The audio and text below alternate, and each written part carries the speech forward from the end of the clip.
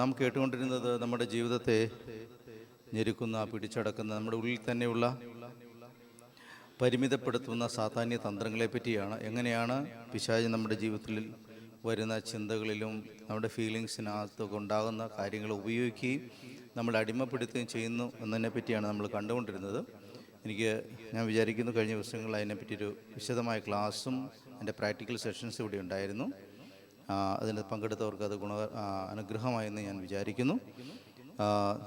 നമ്മൾ കേവലം കർത്താവിലേക്ക് വരുന്നത് വഴി, കർത്താവിനെ നമ്മൾ അംഗീകരിക്കുന്നത് വഴി നമ്മൾ ഒരു കാരണവശാലും നമ്മൾ പൂർണ്ണമായും ഒരു ദൈവ പൈതലായി അല്ലെങ്കിൽ ഒരു ക്രിസ്തു ശിഷ്യനായി മാറിയെന്ന് അതായിരിക്കും നല്ല വാക്ക്. ക്രിസ്തു ശിഷ്യനായി മാറിയെന്ന് വിചാരിക്കാൻ പാടില്ല. കാരണം അതൊരു പ്രോസസ്സാണ്. നിരന്തരമായി നമ്മൾ അതിനകത്ത് ഇടപെട്ടുകൊണ്ടിരിക്കേണ്ടതാണ്. നിരന്തരമായി നമ്മൾ വളരേണ്ടതാണ്. അപ്പോൾ നമ്മൾ ചെയ്യുന്ന ഇനിഷ്യലായിട്ടുള്ള ഒരു പ്രക്രിയയുണ്ട്. ഒരു സ്നാനമോ അല്ലെങ്കിൽ ഒരു ഏറ്റുപറച്ചിലോ ഇതിലൊന്നും തീരുന്നതല്ല. ക്രിസ്തു ശിഷ്യനാകുക എന്ന് പറഞ്ഞാൽ കർത്താവിൻ്റെ ഒപ്പം സഞ്ചരിക്കുക, കർത്താവിനെ കൂടുതൽ മനസ്സിലാക്കുക.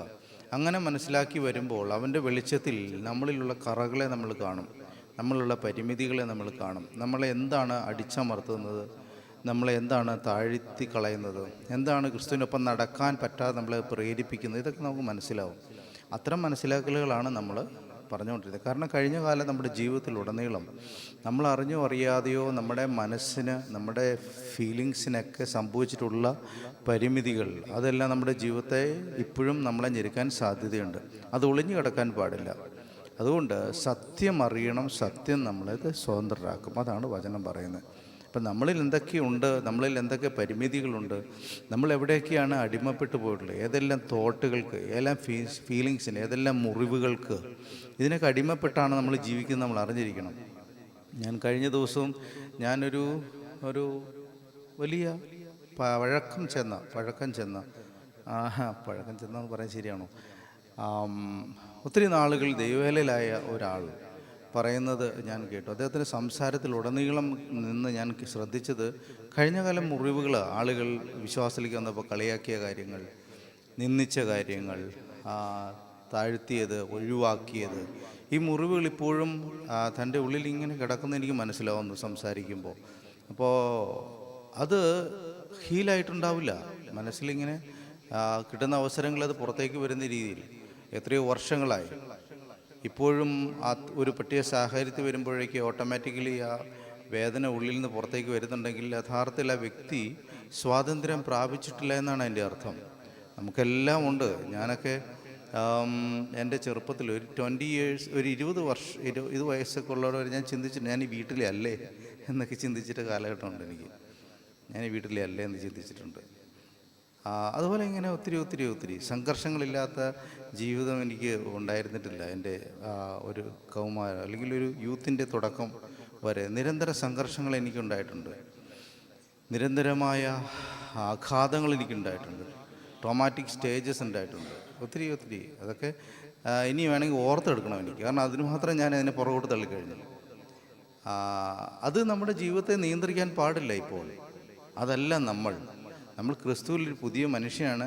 നമ്മൾ ക്രിസ്തുവിൻ്റെ ഒപ്പം സഞ്ചരിക്കുകയാണ്, കർത്താവിൻ്റെ ഒപ്പമാണ് നമ്മൾ ജീവിക്കുന്നത്.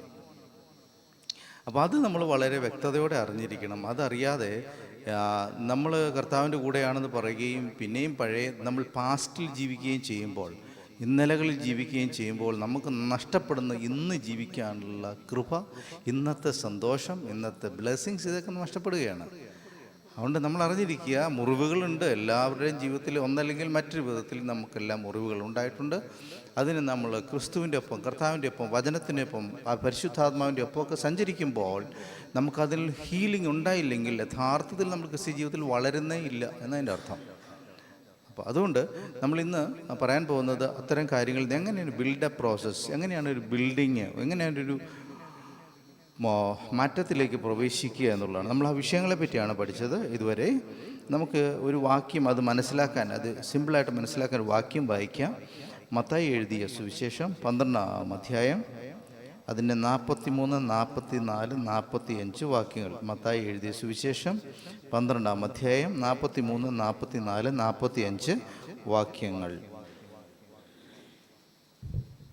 അശുദ്ധാത്മാവ് ഒരു മനുഷ്യനെ വിട്ട് പുറപ്പെട്ട ശേഷം നീരില്ലാത്ത സ്ഥലങ്ങളിൽ കൂടി തണുപ്പന്വേഷിച്ചുകൊണ്ട് സഞ്ചരിക്കുന്നു, കണ്ടെത്തുന്നില്ല താനും.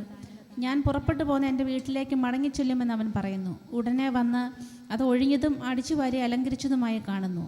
പിന്നെ അവൻ പുറപ്പെട്ട് തന്നിലും ദുഷ്ടതയേറിയ വേറെ 7 ആത്മാക്കളെ കൂട്ടിക്കൊണ്ടുവരുന്നു. അവരും അവിടെ കയറി പാർക്കുന്നു. ആ മനുഷ്യൻ്റെ പിന്നത്തെ സ്ഥിതി മുമ്പിലത്തേതിലും വല്ലാതെയാകും. ഈ ദുഷ്ടതലമുറയ്ക്കും അങ്ങനെ ഭവിക്കും. അവൻ പുരുഷാരത്തോട് നമ്മൾ വളരെ വ്യക്തമായി മനസ്സിലാക്കാവുന്ന രീതിയിൽ അത് എഴുതിയിട്ടുള്ളത്. പരിശുദ്ധാത്മാവ് മനുഷ്യനെ വിട്ട് പുറപ്പെട്ട ശേഷം അതിങ്ങനെ നീരില്ലാത്ത സ്ഥലങ്ങളിൽ തണുപ്പ് അന്വേഷിച്ചുകൊണ്ട് സഞ്ചരിക്കുന്നു, കണ്ടെത്തുന്നില്ല. എന്ന് വെച്ചാൽ അതിന് വസിക്കാൻ പറ്റുന്ന ഇടം നോക്കി നടക്കുന്നു, കിട്ടുന്നില്ല. പിന്നെ എന്താ ചെയ്യുന്നത് വെച്ചാൽ അത് ചിന്തിക്കുന്നത് തിരിച്ച് ഞാൻ എവിടെ നിന്ന് പുറപ്പെട്ടു വന്നോ അവിടേക്ക് തന്നെ തിരിച്ചു ചെല്ലാം. അവിടെ തിരിച്ചു ചെല്ലാം എന്ന് വിചാരിക്കുന്നത് വെറുതെ അല്ല ചെല്ലുന്നത്. ഒരു 7 എണ്ണത്തങ്ങൾ കൂട്ടിക്കൊണ്ടാണ് വരുന്നത്.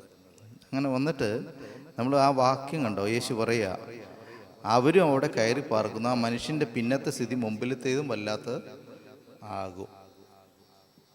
ഇതൊരു കർത്താവ് തന്നെ നേരിട്ട് പഠിപ്പിക്കുന്ന ഒരു യാഥാർത്ഥ്യമാണ്.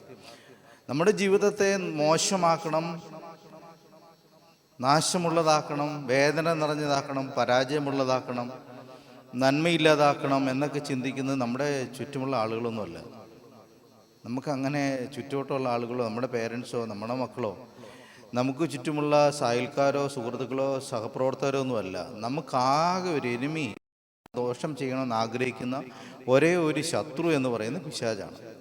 അതിൻ്റെ അടിസ്ഥാന കാരണം നമ്മൾ ഒരു കാരണവശാലും ദൈവത്തിൻ്റെ പുത്രത്വത്തിലേക്ക് മടങ്ങിപ്പോകാൻ പാടില്ല. ദൈവികമായ സാന്നിധ്യം അനുഭവിച്ചുകൂടാ എന്നാഗ്രഹിക്കുന്ന, അവനെപ്പോലെ തന്നെ തെറ്റ് ചെയ്യണമെന്ന് ആഗ്രഹിക്കുന്നയാൾ പിശാച് മാത്രമേ ഉള്ളൂ. അത് നമ്മൾ ആദ്യം അറിഞ്ഞിരിക്കണം. അതുകൊണ്ടാണ് വചനം പറയുന്നത് നമുക്ക് യുദ്ധമുള്ളത് ജഡരക്തങ്ങളോടല്ല എന്ന് പറയുന്നത് കൊണ്ടാണ്. ആ വാക്യമൊക്കെ നമ്മൾ അങ്ങനെ തന്നെ മനസ്സിലാക്കിയേ പറ്റൂ.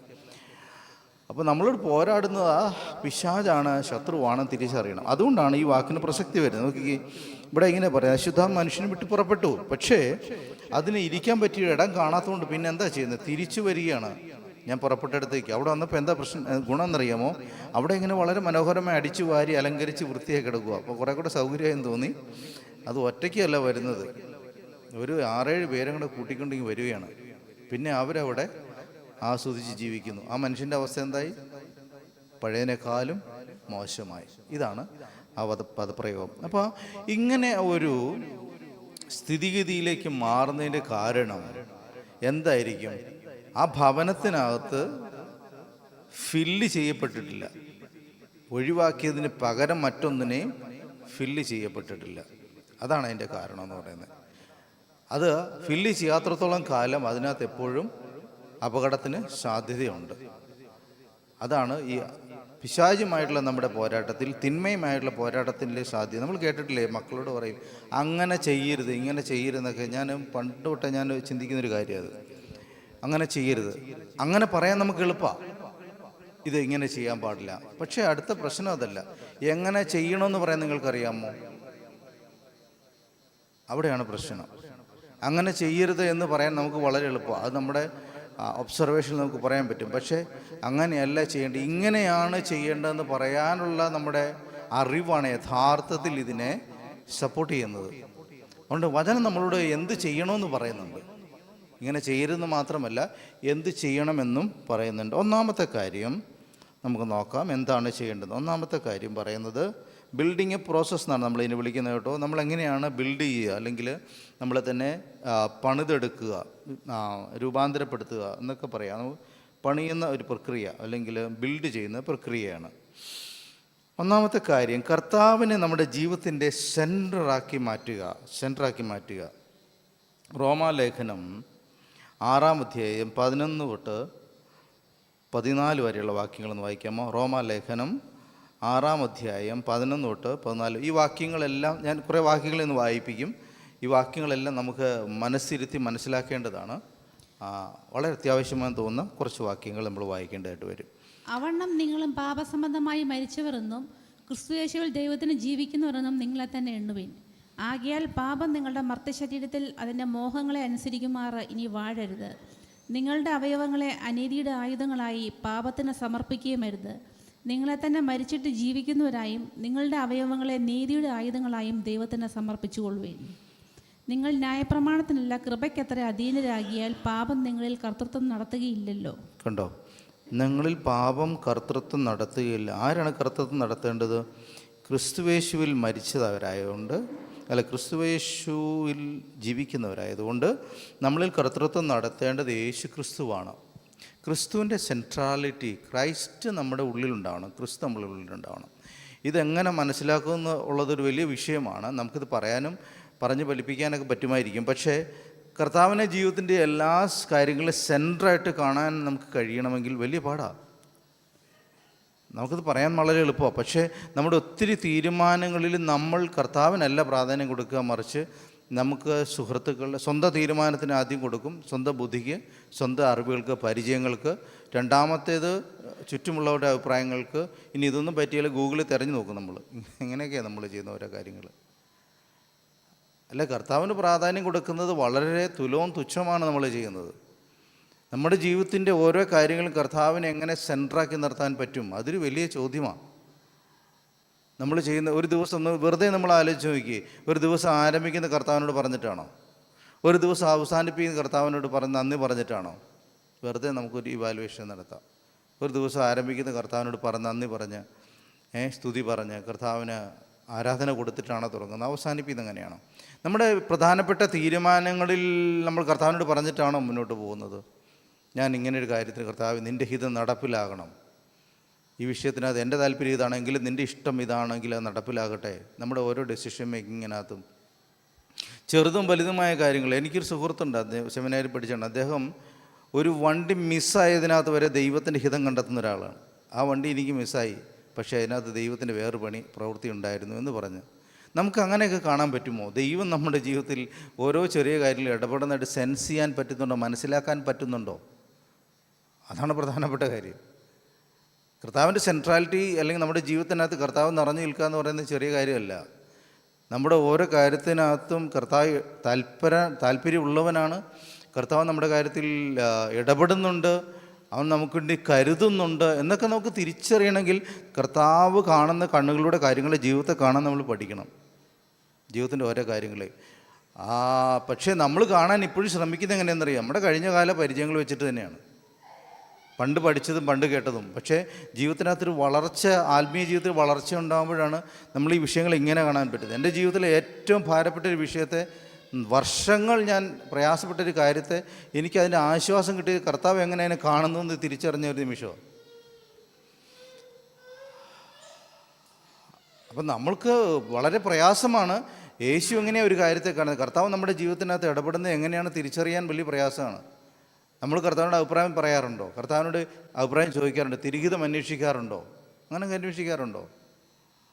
പലപ്പോഴും ഇല്ല. നമ്മൾ പലപ്പോഴും ഒത്തിരി കാര്യങ്ങൾ ചെയ്തിട്ട് അതിനകത്ത് നാശം വരുമ്പോൾ, തോൽവി സംഭവിക്കുമ്പോൾ, പരാജയം വരുമ്പോഴാണ് പിന്നെ കർത്താവെ പരാജയപ്പെട്ടു, തോറ്റുപോയി എന്നൊക്കെ പറഞ്ഞ് കരഞ്ഞ് നിലവിളിച്ച് നമ്മളെ ചെല്ലുക. ഇതൊക്കെയാണ് നമ്മുടെ സാധാരണ ലൈഫ് എന്നൊക്കെ പറയുന്നത്. പക്ഷേ ഇതൊന്നുമല്ല. കർത്താവിൻ്റെ സെൻട്രാലിറ്റി, അവൻ നമ്മുടെ ജീവിതത്തിൻ്റെ സെൻറ്ററാണ്. നമ്മുടെ ജീവിതത്തിൽ നിങ്ങൾ ശ്രദ്ധിച്ച് നോക്കി, നമ്മുടെ വീട്ടിൽ പ്രായമുള്ള പഴയ കുടുംബങ്ങൾക്ക് ഇപ്പം അങ്ങനെയൊന്നുമില്ല. പഴയ കുടുംബങ്ങളൊക്കെ ഉണ്ട്. പ്രായമുള്ള കാരണവരുണ്ടെങ്കിൽ, പ്രായമുള്ള ഒരാളുണ്ടെങ്കിൽ ആ ആളുടെ അറിവോ സമ്മതമോ കൂടാതെ ആ കുടുംബത്തിലൊന്നും നടക്കില്ല. ഒരു പ്രത്യേകിച്ച് പ്രായമുള്ളൊരു പിതാവുള്ള സംവിധാനം, അതിപ്പോഴത്തെ തലമുറകൾക്ക് അത്ര പിടുത്തമുണ്ടെന്ന് എനിക്ക് അറിഞ്ഞുകൂടാ. അങ്ങനെ ഒരു ഗ്രാൻഡ് ഫാദർ ഫിഗർ ഉള്ളിടത്ത് അവിടെ ആ ഒരു അപ്പൻ സ്ഥാനമുള്ള ഒരാളുള്ളിടത്ത് അദ്ദേഹം അറിയാതെ ഒരു കാര്യം അവിടെ നടക്കില്ല. അറിവ് അവിടെ എത്തിയിരിക്കും. ആ അറിവില്ലാതെ, സമ്മതമില്ലാതെ അവിടെ ഒരു കാര്യം ആ ഭവനത്തിൽ നടക്കാൻ പറ്റില്ല. ഇടപെടുകയില്ലെന്നല്ല, ഒരു യെസ് ഓർ നോ അവിടെ നിന്ന് കിട്ടാതെ പറ്റത്തില്ല. അതാണ് കുടുംബ സംവിധാനം എന്നൊക്കെ പറയുന്നത്. കർത്താവിൻ്റെ ഇടപെടലുകൾക്കകത്ത് നമ്മൾ കർത്താവിന് അങ്ങനെ ഒരു പ്രാധാന്യം കൊടുക്കാൻ മനസ്സ് വെച്ച് നോക്കി, ജീവിതത്തിനത് ഭയങ്കര വ്യത്യാസങ്ങൾ ഉണ്ടാക്കാൻ കഴിയും. അസാധ്യം തോന്നുന്ന കാര്യങ്ങളെ കർത്താവ് തന്നെ കാര്യങ്ങളെ ചെയ്ത് നമുക്ക് തീർത്തു തരേണ്ടിയും. ഈ 2025 എന്ന് പറയുന്നതിനകത്ത് നമുക്ക് അങ്ങനെ ഒരു കാര്യം ഉണ്ടാകണം. നമ്മുടെ ജീവിതത്തിന് കർത്താവ് നമ്മുടെ ജീവിതത്തിൻ്റെ സെൻറ്റർ ആകും എന്ന് നമ്മൾ ഉറപ്പിക്കണം. എൻ്റെ കാര്യങ്ങൾക്കകത്ത് ലാഭമോ നഷ്ടമായിട്ട് കർത്താവിൻ്റെ ഒരു ശൈലി നമ്മൾ കാണാൻ പറ്റുന്ന അവൻ്റെ പ്രാർത്ഥനയിലാണ്. എങ്കിലും എൻ്റെ ഇഷ്ടമല്ല നിൻ്റെ ഇഷ്ടമാകട്ടെ എന്ന് പറയാനൊക്കെ കഴിയുന്നൊരു വലിയ പ്രധാനപ്പെട്ട കാര്യമാണ്. അങ്ങനെ നമുക്ക് പ്രാർത്ഥിക്കാനേ കഴിയണം. നമ്മുടെ വാശികൾക്ക് വേണ്ടി നമ്മൾ പിടിച്ചു നിൽക്കുകയല്ല വേണ്ടേ, കർത്താവ് നമ്മുടെ സെൻറ്ററായിട്ട് വരട്ടെ. അതുകൊണ്ട് നമ്മൾ പാപസംബന്ധമായി മരിച്ചവരായതുകൊണ്ട് നമ്മുടെ മോഹങ്ങളല്ല ഇനി നമ്മളെ ജീവിതത്തെ വാഴുന്നത്. കണ്ടോ, ആകയാൽ പാപം നിങ്ങളെ മർത്യശരീരങ്ങളെ അതിൻ്റെ മോഹങ്ങളെ അനുസരിക്കുമാറ് ഇനി വാഴരുത്. നിങ്ങളുടെ അവയവങ്ങളെ അനീതിയുടെ ആയുധങ്ങളാക്കി പാപത്തിന് സമർപ്പിക്കുകയും അരുത്. നമ്മൾ മരിച്ചവരാണല്ലേ, ക്രിസ്തു നിമിത്തം നമ്മൾ മരിച്ചവരാണ്. പാപത്തെ സംബന്ധിച്ച് നമ്മൾ മരിച്ചവരാണ്. നമ്മുടെ അവയവങ്ങൾ നീതിയുടെ ആയുധങ്ങളാണ്. അവയവങ്ങൾ എന്ന് പറയുന്നത് നമ്മുടെ നാക്കും കണ്ണും മൂക്കും, നമ്മളുടെ എല്ലാ അവയവങ്ങളും നീതിയുടെ ആയുധങ്ങളായിട്ട് മാറ്റാൻ നമുക്ക് കഴിഞ്ഞാൽ മാത്രമേ കർത്തൃത്വം, പിശാചിൻ്റെ കർത്തൃത്വം നമ്മുടെ ജീവിതത്തിൽ നടക്കാതെ പാപത്തിൻ്റെ കർത്തൃത്വം നമ്മളിൽ നിന്ന് മാറിയിട്ട് ദൈവത്തിൻ്റെ കർത്തൃത്വം നമ്മളിൽ വാഴുകയുള്ളൂ എന്ന് നമ്മൾ തിരിച്ചറിയണം. അതുകൊണ്ട് ഈ 2020 കർത്താവിന് പ്രാധാന്യം കൊടുക്കുന്ന, കർത്താവിനെ സെൻറ്ററാക്കുന്ന, കർത്താവിൻ്റെ ജീവിതത്തിൻ്റെ എല്ലാ തീരുമാനങ്ങളിലും ഉൾപ്പെടുത്തുന്ന വ്യക്തികളായിട്ട് നമ്മൾ മാറാനായിട്ട് ഇടയാകണം. അങ്ങനെയാണ് ദൈവഹിതം നമ്മളിൽ വെളിപ്പെടുക. അങ്ങനെയാണ് പിശാചിനെ നമുക്ക് തോൽപ്പിക്കാൻ കഴിയത്തുള്ളൂ. 2, നമ്മൾ നിരന്തരമായി പരിശുദ്ധാത്മാവ്, രണ്ടാമത്തെ കാര്യം, നിരന്തരമായി പരിശുദ്ധാത്മാവിനാൽ നിറയപ്പെട്ടവരായി തീരുക എന്നുള്ളതാണ് രണ്ടാമത്തെ കാര്യം. Continuously B fill with Holy spirit. പരിശുദ്ധാത്മാവിനാൽ വളരെ നിറഞ്ഞ അനുഭവം ഉണ്ടാകുക. FAC ലേഖനം 5:18 ഒന്ന് വായിക്കാമോ? FAC ലേഖനം 5:18. FAC 5:18.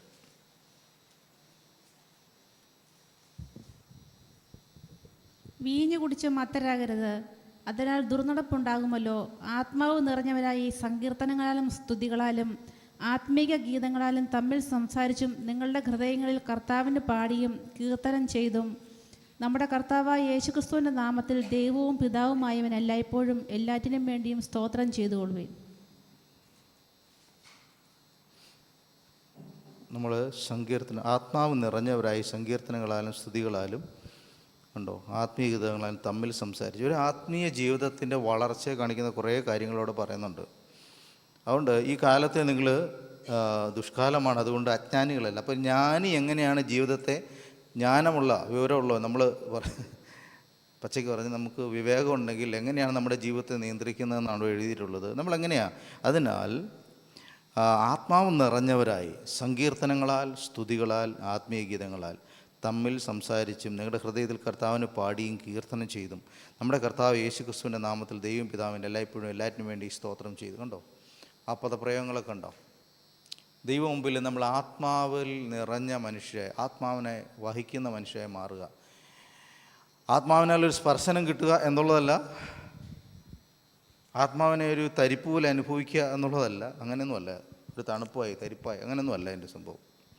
ആത്മാവിനെ, പരിശുദ്ധാത്മാവിൽ നമ്മൾ നിറയുന്ന, നമ്മൾ കർത്താവിനെ അംഗീകരിക്കുമ്പോൾ തന്നെ പരിശുദ്ധാത്മാവിൻ്റെ സാന്നിധ്യം നമ്മളിലുണ്ട്. കാരണം ആത്മാവില്ലാതെ നമുക്ക് അംഗീകരിക്കാൻ കഴിയില്ല. പക്ഷേ ആത്മാവിൻ്റെ സാന്നിധ്യം അനുഭവിക്കുന്ന, ആത്മാവിൻ്റെ ആലയമായി, പരിശുദ്ധാത്മാവിന് വഹിക്കുന്ന ആലയമായി നമ്മൾ മാറുകയും പരിശുദ്ധാത്മാവിൻ്റെ ഉള്ളിൽ നിന്ന് നമ്മുടെ ജീവിതത്തെ നിയന്ത്രിക്കുകയും തരംതരയിലേക്ക് നമ്മൾ ആ രീതിയിലേക്ക് നമ്മൾ മാറ്റപ്പെടുന്നെങ്കിൽ മാത്രമേ നമ്മുടെ ജീവിതത്തിനകത്ത് ദൈവപ്രവൃത്തികൾക്ക് സാധ്യതയുള്ളൂ. എന്തുകൊണ്ടാണ് കർത്താവ് ഞാൻ പോകുമ്പോൾ എനിക്ക് പകരം മറ്റൊരു കാര്യസ്ഥനെ തരുമെന്ന് പറയാൻ കാരണം എന്താണ്? ഇതുവരെ കാര്യസ്ഥ പണി, ഇതുവരെ കാര്യങ്ങൾ പറഞ്ഞു തന്നുകൊണ്ടിരുന്നത് ഞാൻ നിങ്ങളുടെ കൂടെ ഉണ്ടായിരുന്നു. പക്ഷെ ഇപ്പോൾ ഞാൻ പോവുകയാണ്. എൻ്റെ ആബ്സെൻസിൽ, എൻ്റെ അഭാവത്തിൽ നിങ്ങൾക്ക് കാര്യങ്ങളെ പറഞ്ഞു തരേണ്ട പരിശുദ്ധാത്മാവിൻ്റെ സാന്നിധ്യം നിങ്ങളുടെ കൂടെ ഉണ്ടാകും. അത് ഒരു മനുഷ്യരൂപത്തിൽ നമ്മുടെ കൂടെയല്ല സഞ്ചരിക്കുന്നത്, നമ്മുടെ ഉള്ളിലാണ് ദൈവാത്മാവ് വസിക്കുന്നത്. അപ്പം നമ്മൾ ഉറപ്പാക്കണം, നമ്മൾ ദൈവാത്മാവിനോടൊപ്പമാണ് സഞ്ചരിക്കുന്നത്, ദൈവാത്മാവിൻ്റെ സാന്നിധ്യം നമ്മുടെ കൂടെ ഉണ്ട് എന്നൊക്കെ ഉറപ്പാക്കേണ്ടവർ നമ്മളാണ്. അതിനാണ് ആവശ്യമില്ലാത്ത കാര്യങ്ങൾ പറയാതിരിക്കണം, പറയേണ്ടതും പാടേണ്ടതേ പാടാവുള്ളൂ, പറയാവുള്ളൂ എന്നൊക്കെ എഴുതി വെച്ചേക്കുന്നത്. അതുകൊണ്ടാണ് നമുക്ക് ആത്മീയ ഗീതങ്ങളുള്ളവരാകുക, ആത്മീയ ആരാധന ഉള്ളവരാകുക, തമ്മിൽ സംസാരിക്കുന്നത് എങ്ങനെയായിരിക്കും, ഹൃദയത്തിൽ ദൈവത്തിന് പാടുന്ന, ദൈവത്തിന് കീർത്തനം ചെയ്യുന്ന, ദൈവത്തിന് നന്ദി പറയുന്ന, സ്തോത്രം ചെയ്യുന്ന മനുഷ്യരായിട്ട് നമ്മൾ മാറ്റപ്പെടണം. അതാണ് ദൈവത്തിൻ്റെ ആത്മാവിനാലുള്ള സാധ്യത. അതാണ് അപ്പോസ്തലന്മാരുടെ ജീവിതത്തിലേക്ക് നിങ്ങൾ ശ്രദ്ധിച്ച് നോക്കിക്കോ. ആത്മാവ് പൗലോസിനെ അങ്ങോട്ട് കൊണ്ടുപോയി, അല്ലെങ്കിൽ മറ്റൊരു സ്ഥലത്തേക്ക് കൊണ്ടുപോയി. ആത്മാവ് ഫിലിപ്പോസിനെ എടുത്തുകൊണ്ട് പോകുന്നു. ജീവിതത്തിൻ്റെ എല്ലാ ഗൈഡൻസും പരിശുദ്ധാത്മാവ് നൽകുന്ന അപ്പോസ്തല പ്രവൃത്തികളിൽ കാണാൻ കഴിയും. ആത്മാവിൻ്റെ നിയന്ത്രണത്തിൽ, ആത്മാവിൻ്റെ ഗൈഡൻസിനകത്ത് നീങ്ങുന്ന കുറേ മനുഷ്യരെ നമുക്ക് കാണാൻ കഴിയും. അത് ഇവിടെയും ഉണ്ടായിട്ടുണ്ട്. നമ്മുടെയും പൂർവ്വ തലമുറകളിൽ ആ വലിയ ആത്മീയ അനുഭവങ്ങളുള്ളവരുണ്ടായിട്ടുണ്ട്. അതുകൊണ്ട് ഇതൊരു പുതിയ കാര്യമല്ല. പരിശുദ്ധാത്മാവ് ഇവിടെ ഇന്നും പ്രവർത്തിക്കുവാൻ സന്നദ്ധനാണ്. നമ്മുടെ ഉള്ളിൽ നമ്മളെ നിയന്ത്രിക്കുവാനും നമ്മളെ സഹായിക്കാനും സത്യത്തിലും പരിജ്ഞാനത്തിലും വഴി നടത്തുവാൻ കഴിവുള്ള പരിശുദ്ധാത്മാവിൻ്റെ സാന്നിധ്യത്തെ നമ്മൾ ചെറുതായിട്ട് കാണരുത്. ദൈവാത്മാവിൽ നിറഞ്ഞവരായി ജീവിപ്പാൻ നമുക്ക് ഇടയാകണം. അടുത്ത കാര്യം എന്ന് പറയുന്നത്, ദൈവത്തിൻ്റെ വചനം നിരന്തരമായി വായിക്കാനുള്ള ശ്രദ്ധയുണ്ടാവണം. നിരന്തരമായി വായിക്കാൻ. ടൈം അലോൺ വിത്ത് ഗോഡ് എന്നൊക്കെ നിങ്ങൾ പഠിച്ചിട്ടുണ്ട് ഓൾറെഡി. 2 തിമോത്തിയോസ് 3:16-17 ഒന്ന് വായിക്കാം നമുക്ക്. 2 തിമോത്തിയോസ് 3:16-17 വരെയുള്ള വാക്യങ്ങൾ.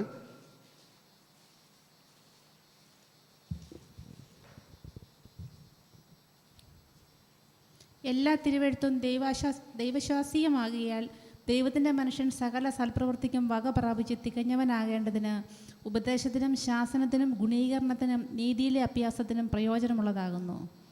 അതെ, ദൈവവചനം എത്രയെല്ലാം കാര്യങ്ങൾക്ക് പറയാനുള്ളത് നോക്കി ഉണ്ടോ. കറക്റ്റ് ചെയ്യാൻ, റിപ്രൂഫ് ചെയ്യാൻ, നമ്മളെ ഉപദേശിക്കാൻ, ഗുണപ്പെടുത്താൻ, പഠിപ്പിക്കാൻ.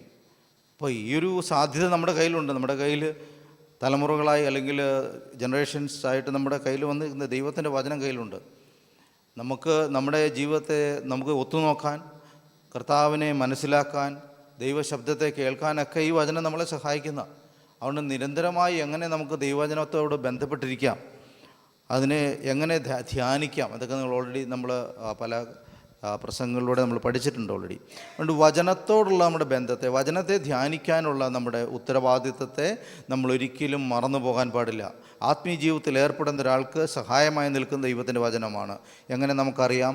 യേശു കർത്താവിൻ്റെ ഇടയ്ക്ക് 3 പരീക്ഷകൾ വരുമ്പോൾ കർത്താവ് പ്രതികരിക്കുന്നത് സ്വന്തം വാക്കുകൾ വെച്ചല്ല, വചനം കൊണ്ടാണ്. ദൈവത്തിൻ്റെ വചനം എങ്ങനെയാണ്, ദൈവവചനം എത്രമാത്രം ജീവിതത്തിൽ പ്രാധാന്യമെന്ന് കർത്താവിൻ്റെ പ്രതികരണത്തിൽ നമുക്ക് കാണാൻ കഴിയും. അത് വണങ്ങാനായിട്ട് പിശാച് ആവശ്യപ്പെട്ടാലും, സ്വന്തം കൃപകളെ മറ്റു കാര്യത്തിനോട് ഉപയോഗിക്കാൻ ആവശ്യപ്പെട്ടാലും, അത് അബദ്ധങ്ങൾ കാണിക്കാൻ ആവശ്യപ്പെട്ടാലും ഒക്കെ ദൈവവചനമാണ് മുന്നേ നിൽക്കുന്ന കർത്താവിൻ്റെ വായിൽ നിന്ന് പുറത്തേക്ക് വരുന്നത്.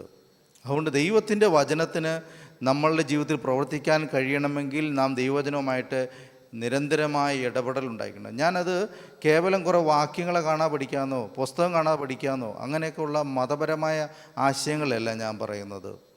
അത് ഞാനും കണ്ടിട്ടുണ്ട്. എൻ്റെ ചെറുപ്പം മുതൽ ഞാൻ കണ്ടിട്ടുള്ളൊരു കാര്യമാണ്. ഞങ്ങളുടെ ചർച്ചിലൊക്കെ ഭയങ്കരമായിട്ട് എക്സൽ ചെയ്യുന്ന, സൺഡേ സ്കൂളിലൊക്കെ ഭയങ്കരമായിട്ട് വചനം കാണാതെ പഠിക്കുന്ന ആളുകളെ ഞാൻ കണ്ടിട്ടുണ്ട്. പക്ഷേ പലരും ഇന്ന് ദൈവകൃപയിലൊന്നും അല്ല നിൽക്കുന്നത്. ഞാൻ പറയുന്നത് മനസ്സിലാണ്ട്. വചനം പഠിക്കേണ്ടെന്ന് ബൈഹാർട്ട് ചെയ്യേണ്ടെന്നല്ല ഞാൻ പറയുന്നത്. പക്ഷേ അത് നമ്മളിലൊരു ഹിപ്പോക്രസി ഉണ്ടാക്കാൻ പാടില്ല. എനിക്ക് വചനം ഇത്ര പ്രാവശ്യം ഞാൻ വായിച്ചിട്ടുണ്ട്, ഇത്ര പ്രാവശ്യം ഞാനത് ധ്യാനിച്ചിട്ടുണ്ട്, ഇത്ര വാക്കുകൾ എനിക്കറിയാമെന്നുള്ള ബോധം നമ്മളെ ഹിപ്പോക്രൈറ്റാക്കി മാറ്റും, ഒരു കപടഭക്തിക്കാരനാക്കി മാറ്റാൻ പാടില്ല. അതല്ല അതിന് ഉദ്ദേശിക്കുന്ന കാര്യം. നമ്മൾ ഉദ്ദേശിക്കുന്നത് വചനം നമ്മുടെ ജീവിതത്തോട് അനുദിനം ഇടപെടുന്ന വചനമായിട്ട് മാറണം. വചനം നമ്മുടെ ജീവിതത്തോട് ഇൻട്രാക്ട് ചെയ്യണം, നമ്മളെ ക്വസ്റ്റ്യൻ ചെയ്യണം, നമ്മളെ കറക്റ്റ് ചെയ്യണം. അതിനൊക്കെ കഴിയണം. ഇവിടെ ഇരിക്കുമ്പോൾ ഞാൻ ഈ പറയുന്ന വാക്കുകൾ അല്ലെങ്കിൽ ഈ വചനം വായിച്ച് കേൾപ്പിക്കുമ്പോൾ നിങ്ങളുടെ ഹൃദയത്തിനകത്തൊരു കറക്ഷൻ്റെ സാധ്യത വരുന്നുണ്ട്. ഇന്ന് വരെ കർത്താവ് ഞാനിത് മനസ്സിലാക്കിയിട്ടില്ലെന്ന് തോന്നുന്നുണ്ടെങ്കിൽ അതിൻ്റെ അർത്ഥം വചനം നിങ്ങളോട് ഇൻട്രാക്ട് ചെയ്യുന്നു എന്നാണ്. എൻ്റെ വാക്കുകളൊന്നുമല്ല, ഈ വായിച്ച് കേൾക്കുന്ന വചനങ്ങൾ. അപ്പോൾ ഈ വചനം നമ്മളോട് ഇൻട്രാക്ട് ചെയ്യണം, നമ്മളോട് ഇടപെട്ടുകൊണ്ടേയിരിക്കണം, നമ്മളോട് സംസാരിക്കണം, നമ്മളെ തെറ്റുകളെ തിരുത്തണം, നമ്മളെ ബലപ്പെടുത്തണം. ഇതെല്ലാം സംഭവിക്കണം. അങ്ങനെ വചനം നമ്മളുമായിട്ടുള്ളൊരു ഇടപെടൽ നടന്നുകൊണ്ടേയിരിക്കണം നിരന്തരം. അതാ ഞാൻ പറഞ്ഞത്, കേവലം ബൈഹാർട്ട് തലയ്ക്കുള്ളിൽ വെക്കുക എന്നുള്ളതല്ല, അത് നമ്മുടെ ഹൃദയത്തോട് ചേരണം. വചനവിരുദ്ധമായൊരു കാര്യം കേൾക്കുമ്പോൾ നോവലുണ്ടാവണം ഉള്ളിൽ.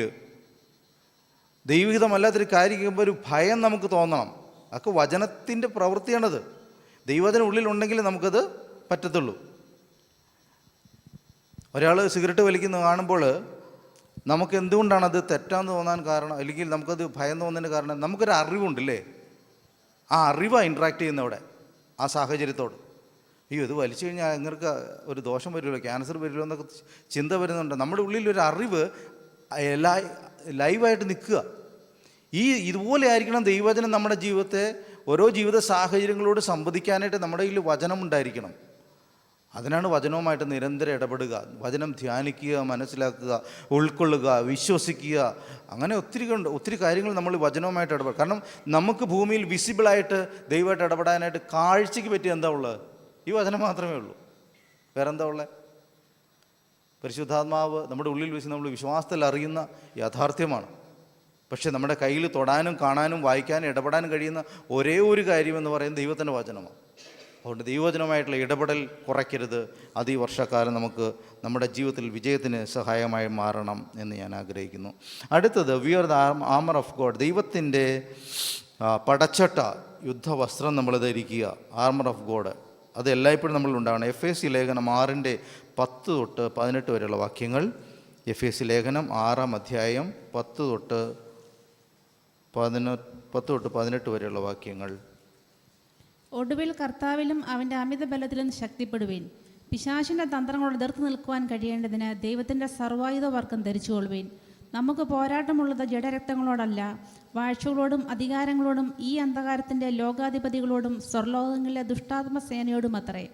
അതുകൊണ്ട് നിങ്ങൾ ദുർദിവസത്തിൽ എതിർക്കുവാനും സകലവും സമാപിച്ചിട്ട് ഉറച്ചു നിൽക്കുവാനും കഴിയേണ്ടതിന് ദൈവത്തിൻ്റെ സർവായുധവർഗം എടുത്തുകൊള്ളുവീൻ. നിങ്ങളുടെ അരയ്ക്ക് സത്യം കെട്ടിയും നീതി എന്ന കവചം ധരിച്ചും സമാധാന സുവിശേഷത്തിനായുള്ള ഒരുക്കം കാലിന് ചെരുപ്പാക്കിയും എല്ലാറ്റിനും മീതെ ദുഷ്ടൻ്റെ തീയമ്പുകളെയൊക്കെയും കെടുക്കുവാൻ തക്കതായ വിശ്വാസം എന്ന പരിചയം എടുത്തുകൊണ്ടും നിൽക്കുവീൻ. രക്ഷ എന്ന ശിരസ്ത്രവും ദൈവവചനം എന്ന ആത്മാവിൻ്റെ വാളും കൈക്കൊള്ളുവീൻ.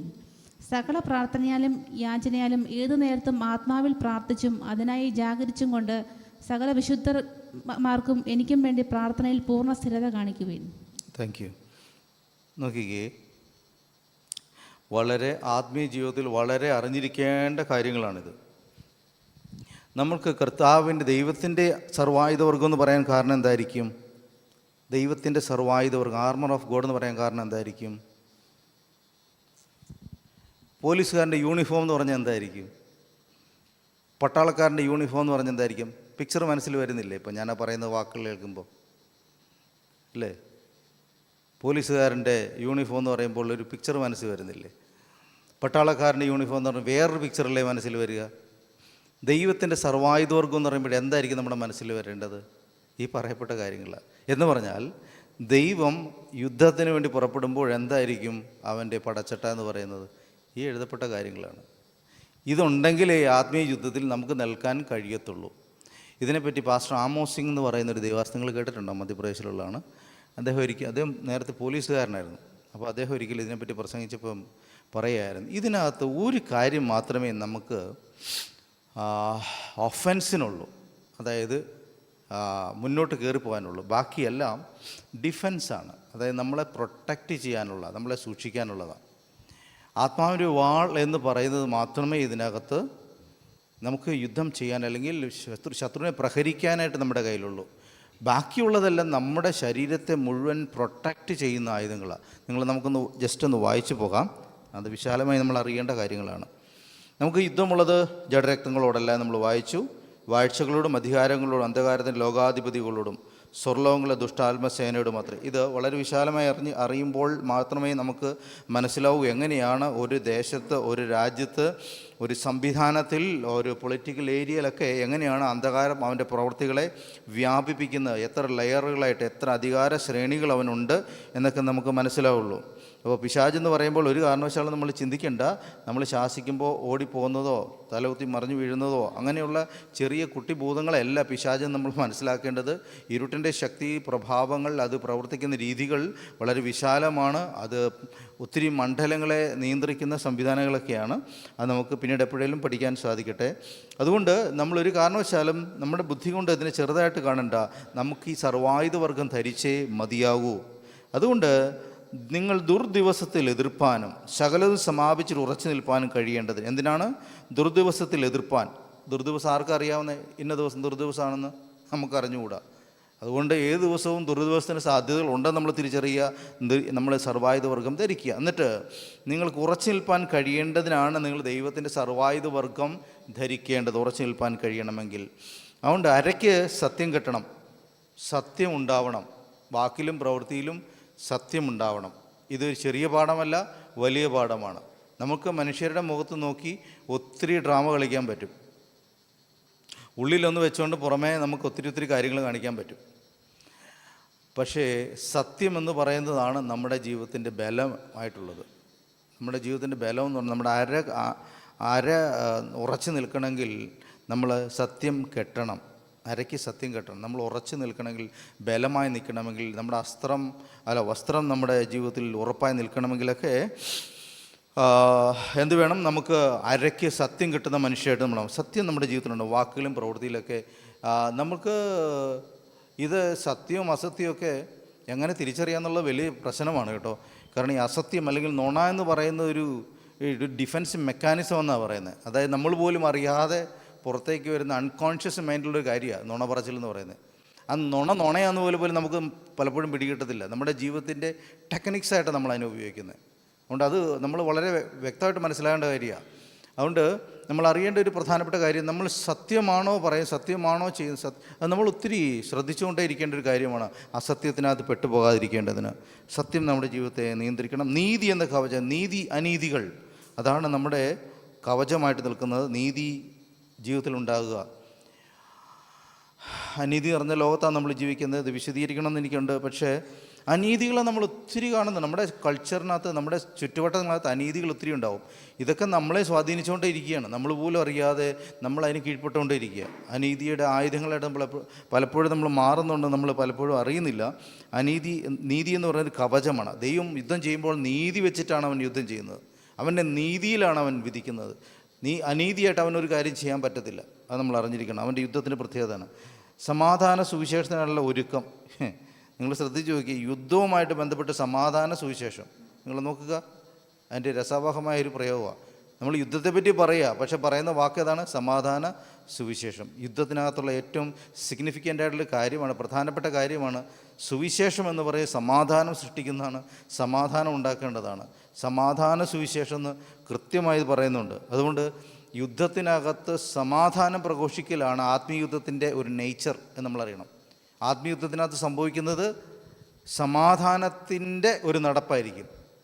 അത് അല്പം ബുദ്ധിമുട്ടാണ് മനസ്സിലാക്കുക. കാരണം ഒരാൾ നമുക്ക് തിന്മയ്ക്കായിട്ട് നമുക്ക് സമാധാനത്തോടെ നിൽക്കാൻ നമുക്ക് പറ്റുമോ? സമാധാനമായിട്ട് സഞ്ചരിക്കാൻ നമുക്ക് കഴിയില്ല. നമ്മുടെ ഉള്ളിൽ എപ്പോഴും നമ്മളും അസ്വസ്ഥരായിക്കൊണ്ടേയിരിക്കും. നമുക്കെതിരെ ഒരാൾ മോശമായി നമുക്കെതിരെ പറയുമ്പോഴോ പ്രവർത്തിക്കുമ്പോഴോ എതിരായിട്ടൊരു സംവിധാനം ഉണ്ടായി വരുമ്പോഴൊക്കെ നമുക്ക് വിട്ടുകളയാനൊന്നും പറ്റത്തില്ല. നമ്മൾ അസമാധാനമായി നമ്മുടെ സമാധാനക്കേടാണ് ഉണ്ടാകുക യഥാർത്ഥത്തിൽ. പക്ഷേ ആത്മീയുദ്ധത്തിന് അങ്ങനെയല്ല. സമാധാനം ആണ് നമ്മുടെ നടപ്പിനെ നിയന്ത്രിക്കുന്നത്. വിശ്വാസമെന്ന പരിചയമുണ്ട് അല്ലേ? വിശ്വാസത്താൽ നമുക്ക് ഇതിനെ തടുത്തു നിർത്താൻ കഴിയുള്ളൂ. രക്ഷ എന്ന ശിരസ്ത്രമുണ്ട്, നമ്മളെ തലയെ സൂക്ഷിക്കുന്ന ശിരസ്ത്രമാണ്. ഇനി അവസാനമാണ് ദൈവവചനം എന്ന ആത്മാവിൻ്റെ വാള്. നമുക്ക് പോരാടാനായിട്ട് ആകെയുള്ളത് എന്താണ്? ദൈവവചനമാണ്. ബാക്കിയുള്ളതെല്ലാം എന്താണ്? നമ്മുടെ ജീവിതത്തെ സൂക്ഷിക്കാൻ വേണ്ടിയിട്ടുള്ളത് ആണ്.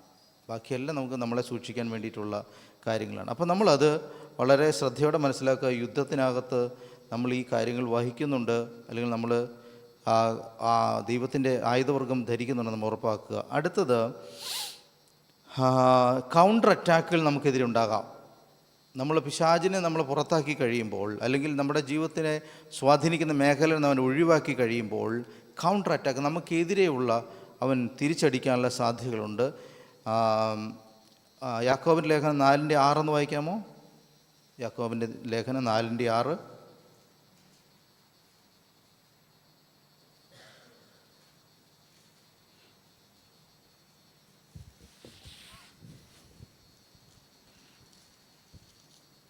എന്നാൽ അവൻ അധികം കൃപ നൽകുന്നു. അതുകൊണ്ട് ദൈവം നിഗളികളോട് എതിർത്ത് നിൽക്കുകയും താഴ്മയുള്ളവർക്ക് കൃപ നൽകുകയും ചെയ്യുന്നു എന്ന് പറഞ്ഞിരിക്കുന്നു.